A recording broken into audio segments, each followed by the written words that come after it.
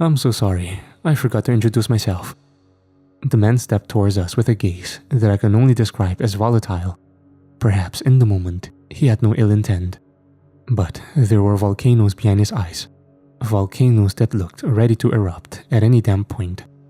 For that reason, I found myself slowly backing away. But not Sandu. For whatever reason, he stood his ground, facing the strange man without reservation. I suppose it also helped that he was 6'4", 193 centimeters, with a considerably larger frame. "The name's Adrian Nyquist," he said, his voice nearly shaking with some kind of obscure excitement. He held out his hand, but neither of us bothered with the niceties of the introduction. He sighed. "What, is it me?" He lifted his shirt collar, taking a whiff. "Oof, you gotta shower more, Adrian." And then he started laughing again. "But can you blame me? I've been busy." "Who the fuck are you?" Sandu insisted. "And don't just tell us your name again." "Okay," Adrian said, smirking. "Big guy, scary stuff, really. What you bench, 3 plates and a bit?" Sandu opened his mouth again, but was interrupted. "It's fine though. I'll go ahead and explain myself. I mean, the whole situation's kinda weird." "Yup," I responded. "Just kind of." Adrian sat down on the floor and let out a big puff of air.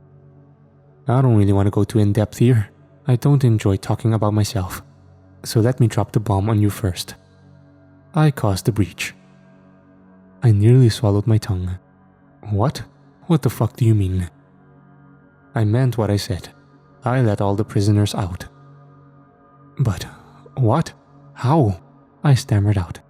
He tilted his head back and groaned, before pretending to type on an invisible keyboard. "Just a little hacking, man, nothing crazy. And they say that you'll never use the skills you learn in school in real life." "Pfft, hacking," I responded in disbelief. "But why?" "Well, that's where it does get a little crazy. Now, have you ever hopped dimensions?"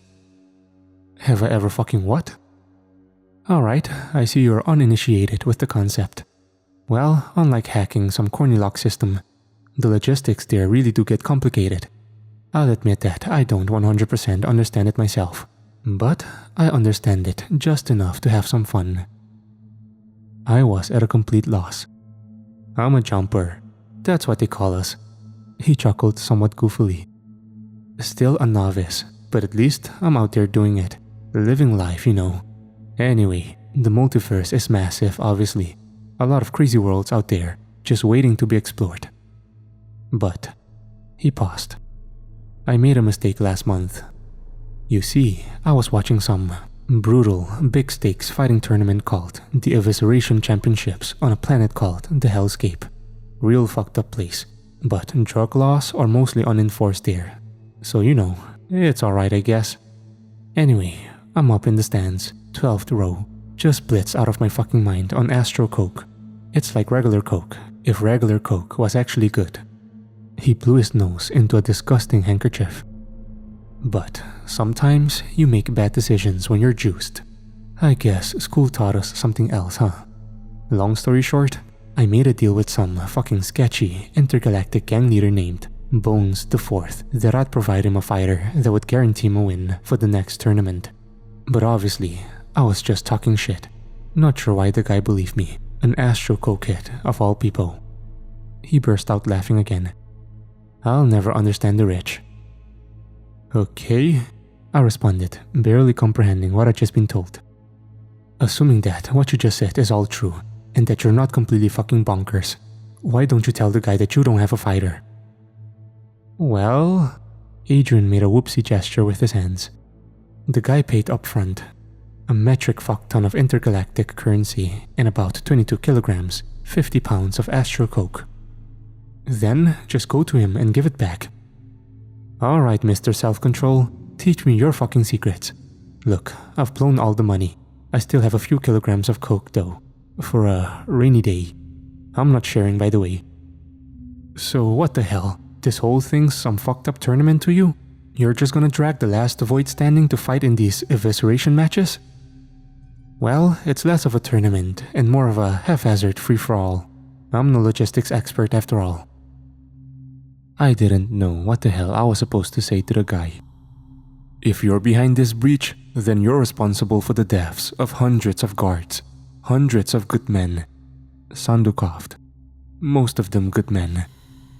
Adrian rolled his eyes. Yeah, okay, real loss, huh? I'm just trying to live my life here, man. You're insane. Look, did that comment get us anywhere? You feel better now after stating the obvious? No reply from Sandu. Adrian sighed. Look, can we just enjoy the show now? What's done is done. He was interrupted by Sandu trying to tackle him to the ground.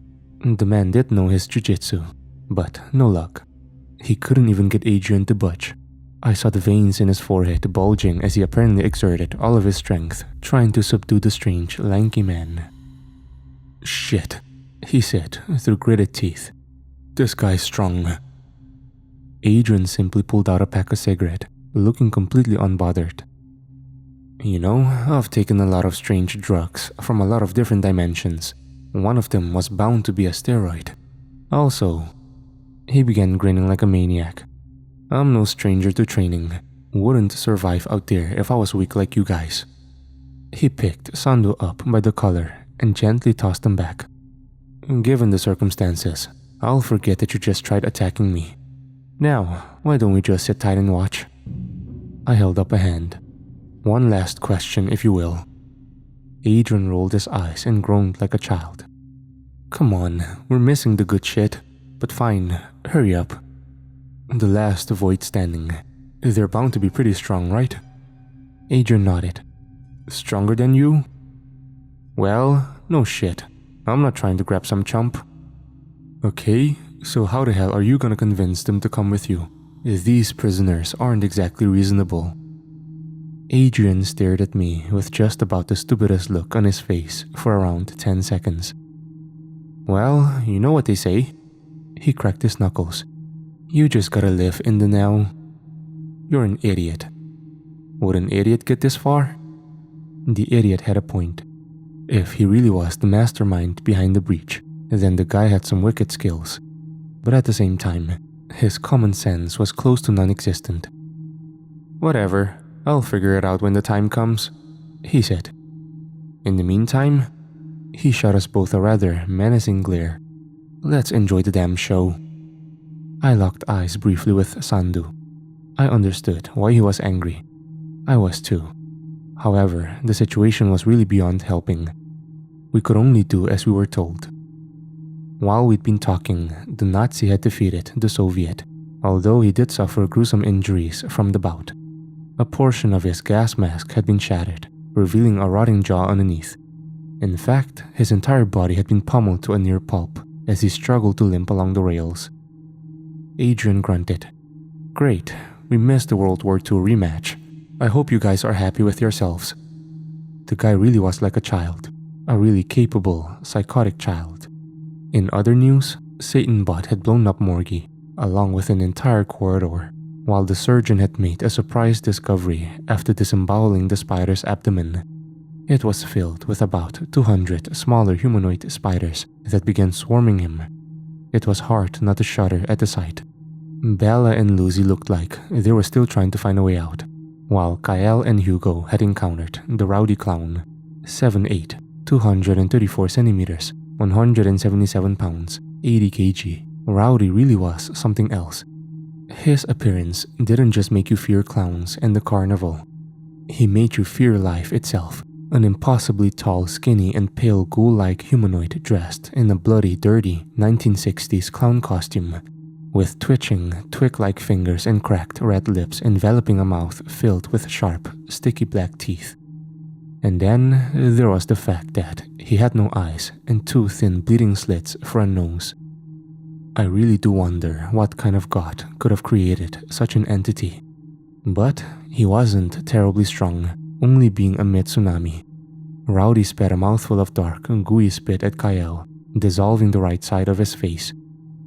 Ugh, Kyle muttered, trying to wipe the ungodly substance away, only to pull apart bits of his flesh and muscle in the process. Just nuke this fucking place. Rowdy began cackling like the hellish fiend he was. swinging a lead balloon attached to barbed wire right at the still injured Hugo's head. However, Kyle managed to intercept it at the last moment, breaking his own hand in the process. Suddenly, a pair of giant bat-like wings sprouted from his back. He flew towards Rowdy before drop-kicking his head clean off. "That seems like something you should have used earlier," Hugo remarked nonchalantly. "You know, I would, but doing so makes me feel pretty gross." I decided to check back on the surgeon, but he was gone. "Oh fuck," I muttered as I began seeing the black haze around me. I felt a cold hand on my shoulder, followed by a high-pitched, slimy voice that oozed its way into my ears. "You got me out of a real sticky situation there." Hesitantly, I looked up at the surgeon's cold, dark gaze as he grinned like a maniac down at me. And then his neck was twisted a full 360 degrees. As he dropped, Adrian let out a big breath of air, stretching out his knuckles. "Guy broke the rules. No running from a fight. Besides, he was weak. Wouldn't have stood a chance in the evisceration matches anyway." "Is he dead?" I stammered out, looking down at the limp surgeon. Yeah," Adrian responded. I shook my head in disbelief. "But we've put sniper bullets through his temple. How did you?" Adrian shot me a smug grin. "Like I said, y'all are just weak. Now keep watching.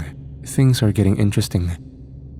A few moments later, the Nazi came across the remnants of the spider and its hatchlings, torching them to ashes without hesitation, allowing me to breathe easier. Immediately after taking out the spider, he crossed paths with the chattering man, 5'11", 180 centimeters, 145 pounds, 66 kg, mid-earthquake tier. As much as I hated sympathizing with Nazis, the guy couldn't seem to catch a break, resembling a horribly slouched humanoid. The chattering man was the kind of creature that parents told their kids about in an attempt to scare them into being good. Each and every one of his limbs were jagged and contorted, covered by thin, borderline translucent skin that was still inexplicably bulletproof. His eyes were covered in a damp, bloody and dirty cloth, while his long black matted hair swayed wildly as he twitched around. And then there were his teeth. They were giant, about the size of a normal human's, and coinciding with his name, rapidly and constantly chattered like hell, yielding one of the most disturbing sounds imaginable. Adrian slammed his fists on the table in excitement. "Yes, this is a matchup I've been waiting to see." The chattering man stared the Nazi down, his teeth rattling together like a frenzied, demonic drum. The Nazi responded by abruptly engulfing him in a sea of flames. However, the chattering man simply walked through it completely unscathed. I could see the Nazi clench his jaw in apparent frustration. He drew his knife and rushed in, attempting to engage him up close. The chatterer was surprisingly fast, dodging each slash before biting down on the Nazi's flamethrower tank. The subsequent explosion flung them both into the air, destroying a good portion of the Nazi's back in the process. On the other hand, the chattering man only suffered a few cracked teeth. "Holy hell," I muttered. Truth be told, I'd never actually seen the chattering man in action up until that point. Perhaps we'd been lowballing him on the threat scale. The Nazi let out a hoarse scream before rushing back towards his disturbing opponent. He managed to sink his blade into the chattering man's shoulder before being blindsided by a swipe to the face, completely shattering what remained of his mask, revealing his full zombified visage beneath. The chattering man surged his head forward, biting a large chunk of the Nazi's face off, causing spurts of dark green blood to explode everywhere. He followed it up by ripping an arm off before savagely beating the undead soldier with his own appendage. The Nazi attempted one last stand, grabbing the knife that was still lodged inside the chattering man's shoulder, carving a large gash that extended down to his ribcage. Nevertheless, his admittedly impressive run was finally over. Not seeming to acknowledge the wound at all, the chattering man plunged two bony fists into the Nazi's chest before ripping his torso in half. Quite a gruesome display for sure, but Adrian seemed to revel in it. He let out a raucous cheer for the victor. What the fuck is wrong with this guy? I thought to myself. Tossing that thought aside, it became apparent that things were beginning to come down to the wire. Kyle and Hugo had found themselves within the vicinity of the dancing guy. 5'7", 170 centimeters, 155 pounds, 71 kg. He was an ordinary-looking, albeit racially ambiguous man in his mid-20s with short light brown hair, and a perpetual 5 o'clock shadow pressed in a plain white t-shirt and track pants. He always wore a pair of unbranded earbuds connected to an MP3 that never seemed to run out of battery. And, of course, he never stopped dancing. He was a mid-asteroid, the third strongest being within the entire chasm. Hell, it's entirely possible that he actually is the strongest. We've never seen him fight against the top two after all. So how the hell was such an ostensibly innocuous man so dangerous? Who the hell knew? Like most of the prisoners, he was truly beyond explanation. If I had to classify him, he'd 100% be chaotic neutral. He had no conception of good or evil, no sense of right or wrong, no goals, no ideals. The guy just wanted to dance, and he sure as hell was a menace while doing so. Yet, he would never go out of his way to bother you. You just had to stay out of his.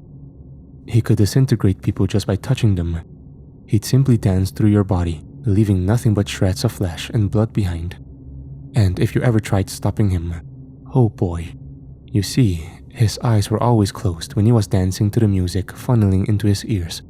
If that music ever stopped, then he'd be forced to open them up, and then all hell would break loose. He'd go on a rampage until he got those earbuds back, and nothing could take him down in the process. Nothing. For that reason, it was better to leave him undisturbed, allowing him to dance to his heart's content. For that reason, his holding cell was the largest, giving him plenty of room to do so. Fun fact, he listens to many genres, but his favorite is EDM, specifically melodic trance and hardstyle. But now he was out. Bad news for everybody, and Kyle knew it. Shit, he muttered. We're not dealing with that. Why? Hugo asked. Is he strong? Kyle nodded. More than you know. Then that's all the more reason why we need to eliminate him, Hugo said, attempting to crawl towards the dancer. But before he could make the biggest mistake of his life, Kyle scooped him up and began running the other direction. Let's not do that. Yeah, the big boys are coming out. Adrian's abrupt shout nearly shattered my eardrums. I glanced over to see which monitor he was looking at, and then I understood his excitement.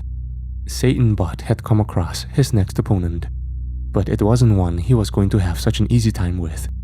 Standing opposite him on a walkway on the very top floor was Long Wu, the mechanical menace, 6'9", 205 centimeters, 375 pounds, 170 kg. He was a mid-asteroid, right in between the Calamity and the dancing guy in terms of estimated strength. He was actually a special case. You see, he was originally held in the Chinese equivalent of the chasm, known as the Well. However, as a political favor, a complicated exchange mind you, the US allowed the PRC to transfer Wu over. This was shortly after he'd killed 400 plus guards and nearly escaped entirely. They just really didn't want to deal with him anymore. He was also interesting in the sense that he wasn't born with any supernatural abilities or superhuman prowess. His danger came from his brilliant but unhinged mind, and his obsession with the concept of transhumanism and being the change that shifts humanity into a new technological age. His original progress-driven ideals could have been deemed noble at some point, but then he went off the deep end with power and decided to prove just how much better we could be once we'd fully integrated ourselves with technology. So how did he decide to do this? By trying to kill anybody and everybody he saw. His power came from his suit, which he had apparently semi-fused with his own body. It was comprised of a dark, unidentifiable metal that had so far proved to be unbreakable. With it, he had a vast arsenal of devastatingly overpowered weapons at his disposal. Machine guns, shotguns, explosives, knives, you name it. Both of the eyes on his helmet were also capable of firing railgun blasts. But his most powerful weapon was something he called the Singularity Blade. That weapon was where the science ended and the fucked up shit began.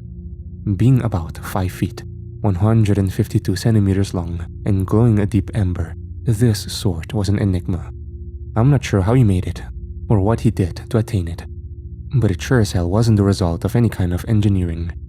Any time that he swung it, a sharp, ear-splitting roar could be heard from everywhere and nowhere at once. And then from the tip of the blade, some kind of ghost-like serpent-esque entity would emerge, utterly annihilating everything in the area with its flames, fangs, and claws. You could only see it for about a second, and most guards were under the impression that it didn't even exist. But it does, and it's haunting. "They're gonna destroy this place," Sandu said. Adrian pulled an old-looking pack of peanuts out from his back pocket, stuffing a handful in his mouth. "You got that right," he shouted, spitting crumbs everywhere. Wu took the first offensive, unleashing a typhoon of bullets from a chain gun that jutted out from his chest. Satanbot managed to dodge every shot, closing the distance between them in the process. Both of their movements were incredibly hard to follow, of course. Once he got close, he attempted to strike Wu with his tail, only to have it blocked by a large shield that abruptly materialized from his forearm. Wu attempted to slice the tail with a large axe, but Satanbot managed to evade the blow at the last second. I suddenly understood why he was so dangerous.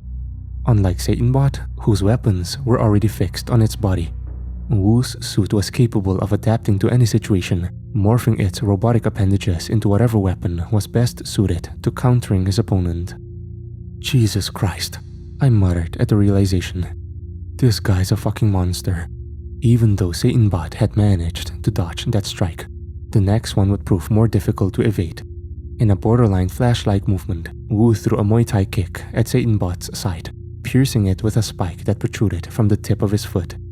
He finished the combo by transforming his fist into a tool comparable in appearance to a meat grinder, drilling it into Satanbot's shoulder, tearing an arm off in the process. Adrian groaned, and here I thought the devil robot was gonna put up more of a fight.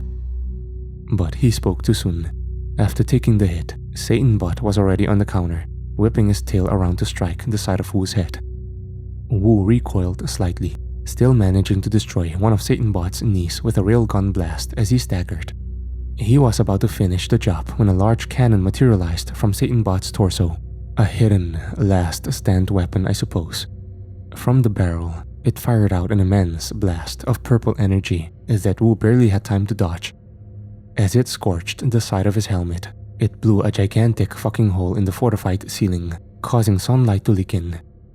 Keep in mind that we were also about 100 feet, 30 meters underground, but Wu didn't give Satanbot any more time to reveal any further tricks, blasting its body to bits from a brutal spray from an automatic grenade launcher. It seemed as if Adrian was about to pass out from the excitement. "That's my boy," he shouted.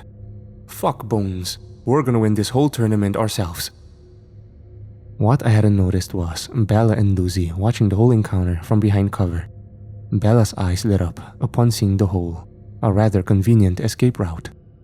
She ran out from her hiding spot before leaping an extraordinary distance into the air, right towards freedom. But then, out of nowhere, a massive armored hand grabbed her by the neck. From the surface, a gigantic man dressed in a streamlined mech suit of a model that I wasn't familiar with dropped down, landing hard on the walkway. He continued to nonchalantly strangle Bella as he surveyed the scene. "What a mess." His booming voice reverberated through the monitors. "It's time to enforce justice." If Adrian was giddy before, he was off the rails now. "They're here. They're finally here.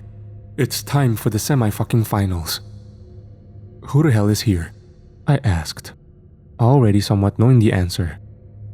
"The Alpha boys and girls, the Apex Predators," he responded. "Task Force Voight Nova Hammer." Task Force Voice Nova Hammer. Most of the guards I knew were just dying to see them in action. I was the odd one out in that regard. Well, here they were now, and those guards were too dead to see them. I'm sorry, that was a really distasteful joke. I guess Adrian's presence has rubbed off on me just a tiny bit. Speaking of Adrian, he was feverishly fumbling around in his pockets while keeping his eyes glued on the monitor. After a few moments, he tossed a bag of white powder onto the table. "Astro Coke?" I asked. He shook his head. "Nah, just the regular stuff. The show's not at its climax yet. Gotta pace myself." He snorted the whole mound in about half a minute. "Yo," he grunted, wiping his nose off. "You fellas wanna hear a secret?" I don't think we had a choice. Task Force, Void Nova, whatever. How do you think the members get recruited? I shrugged. Dunno, some kind of test, I guess? He guffawed. Nah, they're voids as well. My mouth dropped. As he went on to explain, TF-VNH was a constantly rotating team comprised of voids, save for a few exceptions who were a reasonably balance of both powerful and sane. In fact, different countries occasionally lent their own voids to one another to use for their respective forces. In exchange for their service, the members would be allowed to live freely amongst society, although they were monitored heavily while doing so. You sure know a lot of confidential stuff, Sando said to Adrian. Just who the hell are you? Adrian sat back in the seat. Nobody. Just a dabbler, a jack of all trades, master of a good handful. He sure was insufferable. In any case, I put my sights back on the monitor as Bella struggled against the seemingly unsurmountable foe. She tried blasting him with a blade spray, but before she could even raise her hand, it was broken with a single firm grasp. Fils de pute, she spat, the life draining from her breath with every word. As Adrian would go on to tell us, this particular TF-VNH member was Kente, the Guillotine Sanders, 6'6", 197 centimeters, 287 pounds, 130 kg. Supposedly, he was a real hard-ass, an abnormally powerful man with an incredibly skewed and strict sense of justice. To him, the word nuance meant nothing. Rehabilitation was a joke. Second chances were an alien concept. He was a man whose worldview was utterly black and white. To him, the laws that landed himself in prison didn't constitute legitimate justice. His ideals were the only ones that mattered. Cross his sensibilities, and you were a criminal in desperate need of execution. He's got a pretty notorious reputation in these parts, Adrian continued. He's captured at least 7 of the voids in here himself, nearly killed all of them as well. Honestly, I'm not rooting for him to win. Gonna be hard to wrangle in afterwards. Just as Bella looked about ready to pass out, Kente was blindsided by a sudden rush from Lucy. Well, I guess blindsided wasn't really the right term. Kente blocked his strike with relative ease. There's revenge customer numero uno, Adrian said. The big guy wiped out Lucy's entire village before dragging him into this place. No wonder he's pissed. For the first time, Lucy had a fierce expression on his face. He let out a rage-laden shriek before digging both of his hands into the only exposed part of Kente's body, his neck, lighting up the area, and his face with sparks. Oh boy, that ain't gonna work, Adrian muttered, grinning. Kente grunted, seemingly taking the full brunt of the excessive shock without going down, before grabbing both of Lucy's arms and slamming him into the floor. He dropped Bella in the process, who immediately ran off with her life. Adrian clicked his tongue in disdain. She's not even helping him out. Guess that's women for you. Sanu and I just kinda glanced at each other awkwardly, following the comment. Unfortunately, Lucy's rage just wasn't enough for him to fulfill his revenge. While still on the ground, Kente stomped on his head, crushing it like a watermelon. Quite the gruesome sight to behold. Afterwards, he set his sights on Wu, who'd been observing the whole exchange. Finally, Adrian said, the strong are going at it. For a moment, Wu and Kente both seemed to acknowledge each other's power, hesitating for just a moment. And then, in a flash, they rushed each other simultaneously. Both of their opening moves were kicks, casting each other's respective legs midair, causing the walkway beneath them to crack underneath their combined pressure. On top of possessing overwhelming strength, they were both apparently skilled in martial arts as well. A terrifying combination. But Wu possessed another, more devastating aspect on top of it all: actual weapons. Wu dropped his leg, opting to blast Kante with a flurry of shotgun rounds instead. It was enough to send him flying backwards, breaking apart the torso section of his suit, and he didn't give him a second to breathe. Wu rushed forward immediately after, grabbing Kante's helmet and slamming it down on his knee, shattering it completely. He attempted to decapitate him on the spot with a saw, but Kante caught the slash before it could land. He looked up at Wu, his dark eyes twisted with rage. He broke the saw in half before delivering a powerful-looking right cross to Wu's stomach that splintered a portion of his suit and sent him crashing into the rails. He managed to crack the damn thing, I thought, astonished at the fact. That meant at a minimum, Kante's punches packed more stopping power than an M203 grenade. "Ooh, he's getting serious." Adrian smiled. "You know what they call his striking technique?" "What?" "The pulverizing fist." He twists his knuckles at the last moment, grinding flesh to a pulp. With his strength, it's like drilling through wet toilet paper. But that's only for regular people. It doesn't work on big boys like Wu. The armor covering Kante's knuckles had shattered upon the impact. He winced in pain as he cocked it back, preparing to deliver another strike. "You're an impediment to justice," he said through gritted teeth. "Prepare to be executed." Before the two could clash again, 5 more figures jumped down from the hole that Satanbot had created, landing in succession with Kante. "Looks like the whole gang's arrived," Adrian said. He began giving us a rundown of the other TF-VNH members. First off, there was Ken the Fugitive Rio, 6'2", 188 centimeters, 165 pounds, 75 kg. A Korean American from Brooklyn, not a super malicious guy. He kinda just did whatever the hell he wanted. Problem is, a lot of those things happen to be illegal and unethical, let's be honest. He was nonchalantly chewing tobacco as he leaned on the rails. His ability was rather interesting. Even Adrian had a hard time explaining it. Physically speaking, Ken was more or less average. However, he had the ability to summon portals from which obscure-looking but terribly powerful entities would emerge and tear apart his opponents. But at the end of the day, all that he really wanted to do was escape. He hated being monitored. Next, there was Nassar, the bloody twister El Rafi, 5'9", 174 centimeters, 168 pounds, 76 kg. He was a loan from the Saudi Arabian government. He possessed the ability to transform into a whirlwind comprised of a glass-like material, moving at speeds upwards of 120 miles per hour, 193 kilometers per hour, along with being able to blast out deadly streams of shards at multiple targets at once. It was quite a gruesome way to go out. He was also a real weird guy. While nearly every other void assigned to TF-VNH had relatively clear ambitions, his were an absolute mystery. But he probably wasn't up to anything good. His eyes were darting wildly around, while a gigantic, mischievous-looking grin was plastered across his face. Next up, there was Callista, the beautiful demon tailor.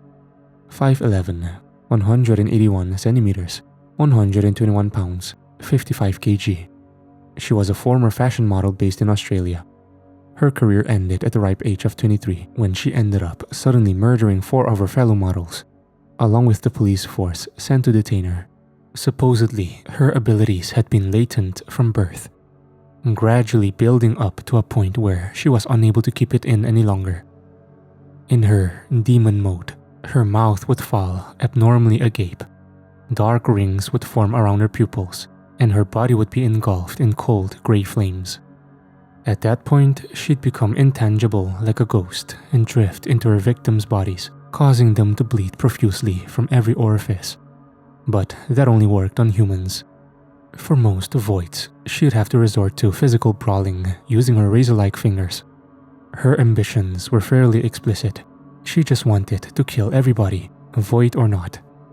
It begged the question as to why they'd even assign her to the force to begin with, given the fact that she was so damn volatile. Whatever, I'll never understand these people. She was staring intently at Nazar, but without any real emotion behind her gaze. It kind of just looked like she wanted to kill him for the sake of it. Continuing on, there was Clint, the normal guy Rockwell. 6'1", 185 centimeters, 180 pounds, 82 kg. Like Nazar, he was also a mystery. Supposedly, he'd never even been a void at all. No otherworldly powers or abilities. Just a regular, albeit capable guy. Adrian didn't know much about him, only that he was a special case, granted access to confidential information and a spot on TF-VNH due to a recommendation from an unnamed higher-up. In order to compensate for his lack of physical abilities, he was granted an oversized power suit, dubbed the Behemoth, along with the God-slaying cannon, a heavy-duty automatic rifle that fired explosive rounds at 600 RPM. He stood still with a rather determined expression on his face, as if he had his mind set on a singular, concrete objective. Rounding out the bunch was the de facto leader of the force, Jack the All-American Barnes. 6 feet, 183 centimeters, 200 pounds, 91 kg. Like Clint, he wasn't a void either. Born in Oklahoma and belonging to a prolific family, he was an inexhaustibly skilled soldier turned government agent that managed to work his way up to the top with the help of some nepotism. Eventually, he was chosen as the inaugural subject of a project dubbed the Paragon Trials, in which government scientists would attempt to genetically engineer superhumans. Well, he wasn't actually the first, but that's what he was told for peace of mind. In any case, his trials ended up working out in the end. I guess the 8th time really was the charm. As a result, he was basically Superman, save for the flight. Genetic engineering hasn't advanced that far yet. Man, look at those blonde curls. Adrian commented. How the fuck does he get his hair like that? He had an arrogant grin on his face as he strolled to the front of the pack. It only took about 5 seconds of looking at him to reach the conclusion that he was probably a giant asshole. What's the rush, Kante? Let's not get too excited here, Jack said. Remember who's giving the orders, yeah? Your arbitrary orders mean nothing to me. Kante responded, still staring vehemently at Wu. The only thing that matters is justice. I could see a large vein bulge out on Jack's forehead from the opposition. Okay, he muttered, before seemingly composing himself. Let's finish the task at hand. He directed his gaze towards Wu. Come on, big guy. You lost your chance at a fair fight when you decided to become a robot psycho. While Wu may have been a match for Kante by himself, taking on the entirety of TF-VNH at once was a rather tall order. I guess he knew this himself, as he jumped over the rails, landing on the lower floor. I'm going after him, Jack said, stepping forward. The rest of you, take out the riffraff. They want the voids alive, but I'm gonna be sorely disappointed if you don't bring me back some fucking minced meat. That was one thing him and Kante could agree on. And remember, he said, turning back. His expression was suddenly teeming with fury. You're all scum-fuck, piece of shit voids as well. You try to escape, try to fuck with me, for me to end your pathetic fucking lives. He pointed at Ken. You stay here. Make sure nobody tries escaping through the roof. Instead of acknowledging the order, Ken just spat his tobacco into a plastic bottle. Hey, you listening to me, you fucking Jap? Remember when we beat you in the fucking war? Isn't he Korean? Clint muttered. Ken just raised an eyebrow at the remark. Dude, I don't even know how to respond to that. Look, whatever. Just fucking listen to me, alright? Jack screamed. Ken grinned sarcastically and made a defensive gesture. Okay, boss. Jack's forehead vein bulged out even more. It was really starting to look pretty gross. Alright, let's fucking go then. After finishing his motivational speech, he jumped down, presumably going after Wu. Save for Ken, the rest of TF-VNH followed suit, scattering throughout the chasm in search of the remaining voids. The strong were finally about to converge on one bloody path. As dark, weird, and gruesome as the whole situation was, I'd be lying if I said I wasn't at least a little bit excited to see what was about to transpire. God, I can't even keep my eyes still, Adrian said, beaming at the prospect of utter carnage ahead. My eyes ended up drifting towards the dancing guy, who was jubilantly performing the shuffle along a second-floor walkway. Soon enough, he crossed paths with Nazar, who was grinning like a madman. Without much hesitation, he stepped forward, heading right towards the dancer. Well, I guess it's over for him, I said. I had yet to hear about anybody being able to inflict any kind of damage against the dancing guy. The only thing that we could really do was contain him, and I severely doubted that things were going to be any different here. I'm not so sure, Adrian responded. The guy's a wild card. I think he's just testing the waters here. Before I knew it, Nazar had gotten dangerously close. I held my breath in anticipation. There's no way, I thought. And I was right. Nazar tried to strike the dancer, but was blitzed immediately. I could hardly even comprehend what had even happened. One moment, he was in the midst of throwing a right cross. Next, he was planted firmly within the concrete wall, missing an arm and with a gaping hole in his chest. Holy shit, he spurted out. He looked towards the dancer, still inexplicably grinning. Damn, you're strong. What the hell's wrong with him? I wondered out loud. Nothing at all, Adrian answered. I think I've found a kindred spirit. Nazar pulled himself out of the crater he'd made, displaying zero indication that he was in any kind of pain at all.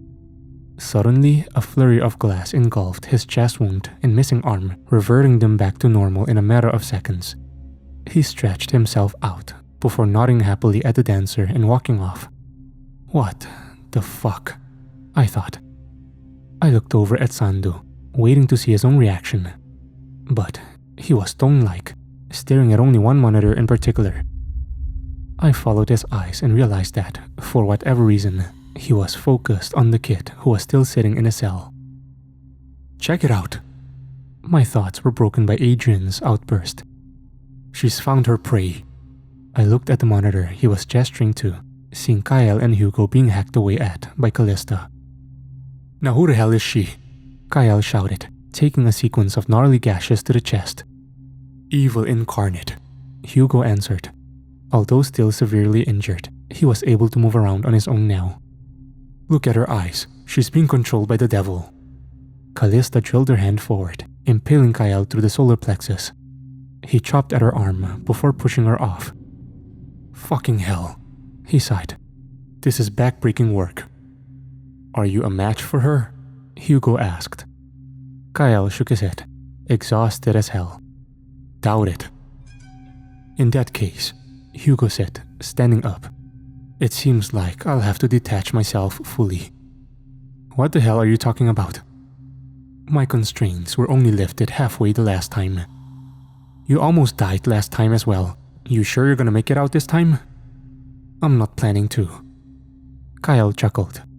Sorry, but I'm not gonna let you do that. Hugo's eyes began glowing a familiar crimson. I've been ordained a holy mission. I'll do whatever it takes. He stared at the rapidly approaching Callista. Anything to eliminate evil. His scars began glowing again, brighter than ever this time, preparing to engage the oncoming enemy. But before they could clash, Kyle stepped in between and tanked another series of slashes before kicking her back. Ugh, he grunted. Fuck, that hurt. What are you doing? Hugo asked, perplexed. I told you, this is, yeah, you're God-given, whatever the fuck. I don't know, buddy, you're a psycho. But for whatever reason, I don't really want you to die. Kyle gave him a bloody grin. It feels like we've been through a lot, you know. For a moment, it seemed as if Hugo was at a loss for words. But then Callista stood back up. I see, he said. But what are we going to do about her? Kyle looked down and sighed. Shit, yeah, that's the real question, isn't it? Kyle clenched his teeth as Callista began charging at them once again. Looks like Lady Luck's on their side today, Adrian said. I realized what he meant when one of Callista's hands were bitten straight off by the chattering man who'd strolled into the fray from an adjacent corridor. Well shit, Kyle said, watching the two suddenly preoccupied with each other. "Looks like God is looking out for us." He grinned at Hugo, who simply nodded back. As those two got the fuck out of Dodge, Callista and the chattering man began relentlessly butchering each other. Using her remaining hand, she made 2 quick slashes in succession, tearing open his chest and forehead. In response, the chatterer bit a good portion of her shoulder off. This went on for a few minutes, until about half of Callista's body remained and about 90% of the chatterer's skin had been shredded off, staining the entire area a gory red. But even demonic superhumans had their limits. They were both beginning to slow down. Callista twisted her body, knife-like fingers pushing them into the chattering man's mouth and through his throat. While it was still lodged inside, she threw her arm upwards, splitting his head apart. But at the exact same time, the chattering man swiped at her head, twisting her neck clean off. They both fell simultaneously as combatants who fought to the bloody end. It was the most brutal bout I'd seen thus far, although there was certainly some fierce competition for that title. I decided to check back on the voids that were still contained. The Titan was still in a cell. The Calamity's light also remained green. The kid hadn't stepped out either. But then there was the Warden. Clint had stepped into a cell, donning the behemoth suit in all of its destructive glory. Wearing it brought them roughly up to the same size. Still, he was just an ordinary guy going up against an unfairly powerful monster. Unless he had some tricks up his sleeve, this was about to get really messy really quick. "Hey," he said, grinning at the Warden through his fortified visor. "You've been chasing me all this time. Thought I'd finally come to you instead." "Sounds like they have unfinished business," Adrian said. That much was probably true. Still staring down at the blood-stained floor, the Warden simply let out a deep, lengthy sigh. When he finally looked up, there was nothing in his pit-like eyes but sheer rage. "Your death won't be quick." His voice was deeper than the Marianas. Before Clint could even get his guard up, he was brutally blitzed by a sudden rush. The Warden was moving so fast, he was effectively a blur. Clint was launched backwards, denting a metal wall. The Warden bolted at him again, slashing off pieces of his suit with nothing but his fingers. He launched his fist at Clint's protective visor, smashing it to bits and cutting his face up with bits of stray glass in the process. However, Clint managed to push him off before he could connect with his skull, which would have been beyond fatal. "Fuck," he spat, attempting to unsheath the oversized blade at his side. But he wasn't nearly quick enough. The Warden grabbed it by the edge before Clint could even swing, shattering it into fine dust with nothing but a firm grasp. Then, he grabbed the suit by the arm, slamming Clint hard onto the ground, causing him to spit out blood. "Shit," Adrian muttered. "This is even hard for me to watch." The Warden proceeded to uncompromisingly wail away on top of him, with Clint barely managing to protect his face with his suit's wrist guards. But even those were being chipped away at rather quickly. Just as there was about an inch of suit left covering his arms, he tilted his elbow towards the Warden's neck, firing off a small grenade that caused the overpowered Void to stagger just a little. The Warden retreated, touching the small wound that the explosion had left under his chin. In turn, Clint struggled to pull himself up, with his suit looking like it had been run over by about a dozen freight trains. His face was covered in blood and cuts, while a blood vessel had popped in his right eye. Yet, he shot the Warden a gory smirk. "Okay, maybe I deserved that, but the comeback starts now." He opened a compartment on the suit's ribcage, taking out something that resembled a small white crystal. "Remember these?" he asked, before using it to cut himself on an exposed portion of his skin. The Warden's face twisted into an unfathomable expression of fury. He rushed forward again, tackling Clint into another wall before ripping off a large chunk of the suit's torso. And then he drilled his fist into Clint's ribcage. At that moment, I was 100% sure he was done for. But, to my downright surprise, he managed to tank the punch, grimacing only slightly. "What you think?" he asked the Warden, still grinning. "We ran some experiments. these shards are new and improved." The warden let out an ear-splitting shriek that I was surprised didn't deafen Clint on the spot before picking him and tossing him back into the cell. He followed him in, picking his head up and bashing his temple about 10 times into the metal toilet seat before it ended up breaking from the force. As a result, one side of Clint's face was beginning to resemble a bloody mush. Still, I was surprised it hadn't been reduced to pulp. What the hell was that shard? I thought to myself. He also seemed to have picked up a bounce in a step, evading another strike from the warden and crawling behind him. At that point, the behemoth had effectively been reduced to scrap metal. Clint dove towards the god-slaying cannon, which had been knocked loose during their scuffle. He scooped it up and began spraying it at the warden's direction. However, he managed to evade just about every shot, leaving large clouds of smoke and dust behind him as the devastating bullets reduced the place to rubble. "Fuck, you're a tough customer," Clint groaned as he flipped the switch on the weapon. "Take this then."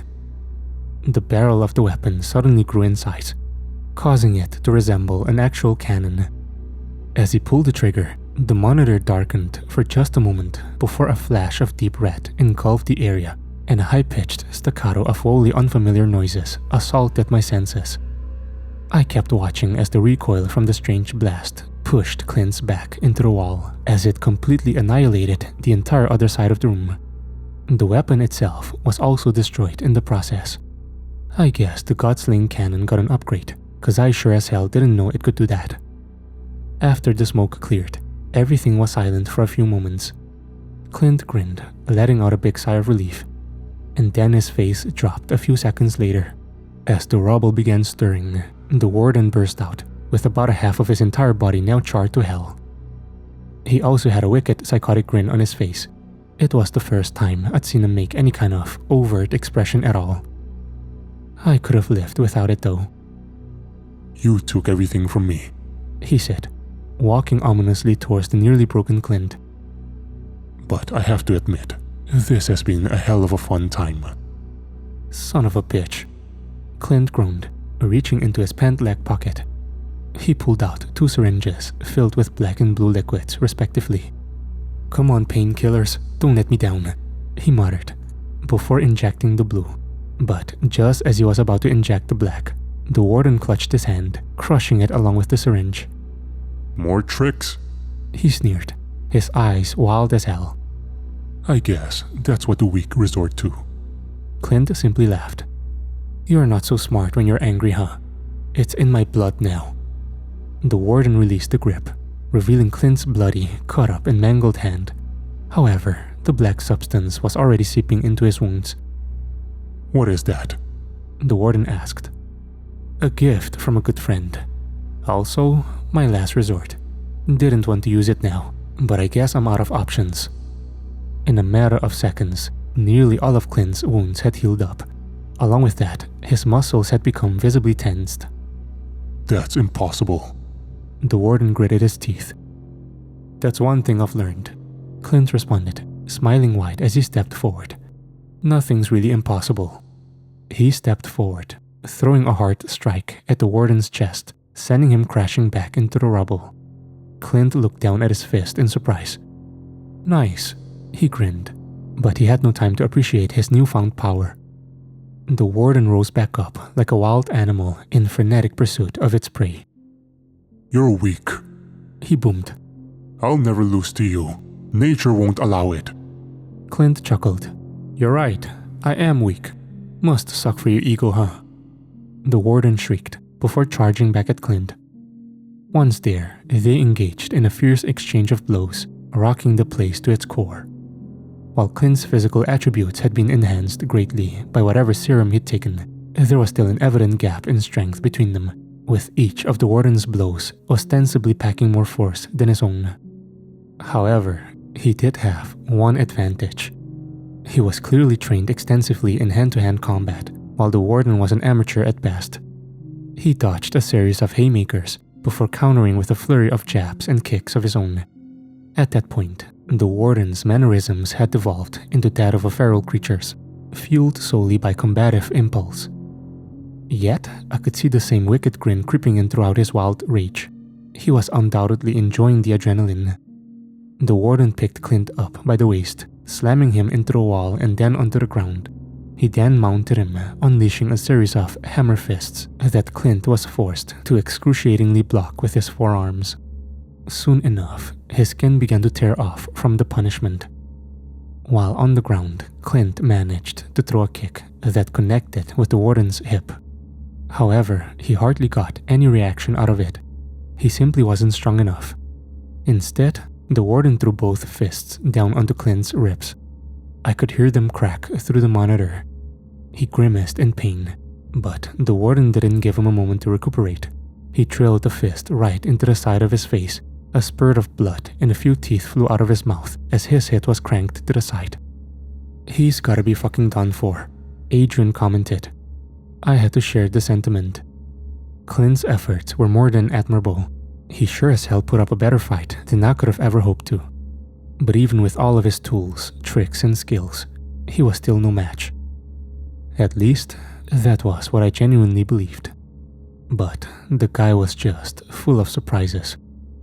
After taking another brutal strike to the shoulder, Clint managed to somehow escape out from underneath.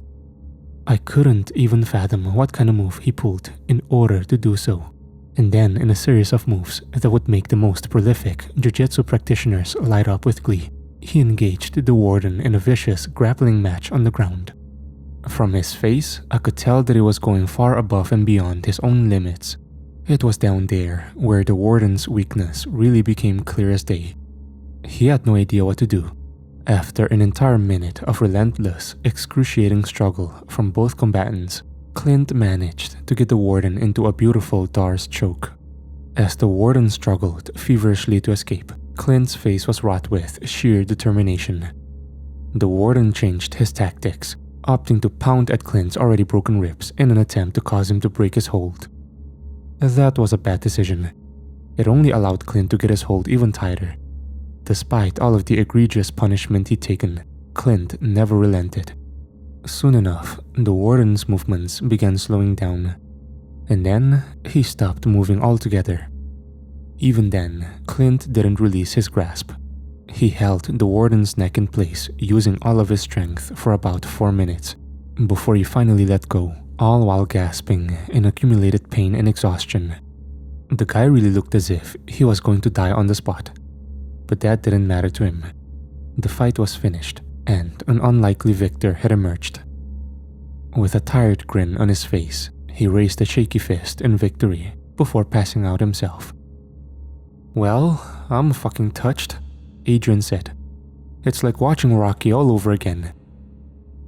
On another monitor, Bella had made her way back to the top floor, back to the gaping exit.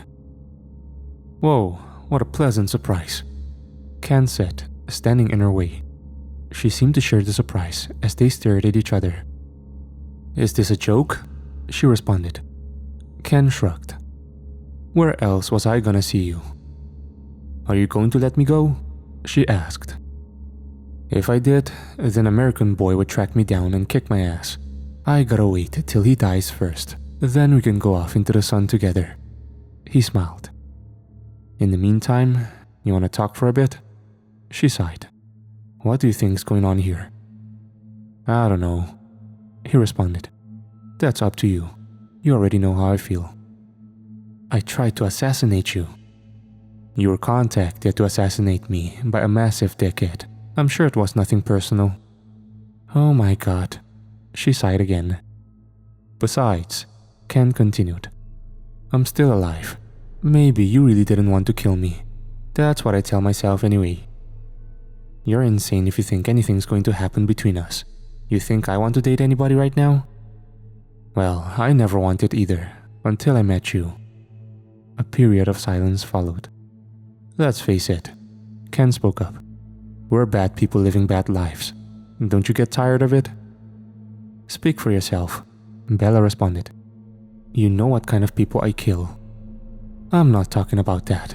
You want to escape, don't you?" "I don't belong in here." "A lot of people don't."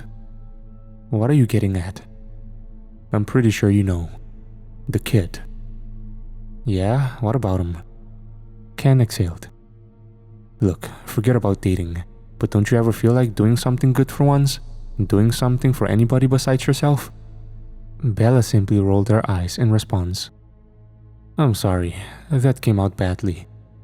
She stepped forward, brushing past him. I'm leaving now. If you want to try and stop me, then go ahead. I'll just kick your ass again. There was another pause before Ken shook his head. You know I'm not gonna do that. Good. She began walking off. I'm not tired of anything, by the way, she said without turning around. I'm in control of my own life, and I kind of enjoy that. She left Ken looking somewhat melancholic, but eventually he began smiling again. Of course you do. He took off, abandoning his post, but I'm sure he hardly cared about that. Well, geez, that was a downer, Adrian said. Let's get back to the exciting stuff, he grinned. The final chips are starting to fall into place. Jack had finally found Wu. You China's secret weapon or something? He asked, approaching the mechanical menace, who remained silent. Doesn't matter, he continued, clenching his fists. America's always on top. Look up there as well. I turned to the monitor that Adrian was gesturing towards, watching as Kente continued roaming the corridors, still clenching his teeth in justice-driven rage. Actually, no, he wasn't roaming anymore. He was walking towards somebody, but at first, I couldn't recognize who it was. Come at me, you fucking asshole. But I did recognize the voice. It was Senju, his head now resembling a glowing floating skull shrouded in a dark haze. Didn't he die? I asked, confused. Adrian chuckled. Don't you know anything about the Wraith style? One of its core proponents is the revival technique. Of course, I thought. How could I not know that? You killed everybody at my fucking dojo, Senju screamed at the approaching Kente. You're dead. Kente bit down even harder, cracking his own teeth. I simply enacted justice, and I've waited for too long to finish the job. Man, how lucky were we to find this place, Adrian said. Crisp fucking front row seats. It took me a moment to process the implications of what he just said. What the hell are you talking about? I asked him. In turn, he looked at me like I was insane. What do you mean? Didn't you build this place? He shook his head. Well, if you didn't, then who? My eyes wandered up to Sandu, whose attention was still firmly planted on the kid. He's the one that let me into this room to begin with. I do remember thinking it was rather strange, but with everything that had been going on, I forgot to question it further. But now I couldn't avoid it. What the hell is going on?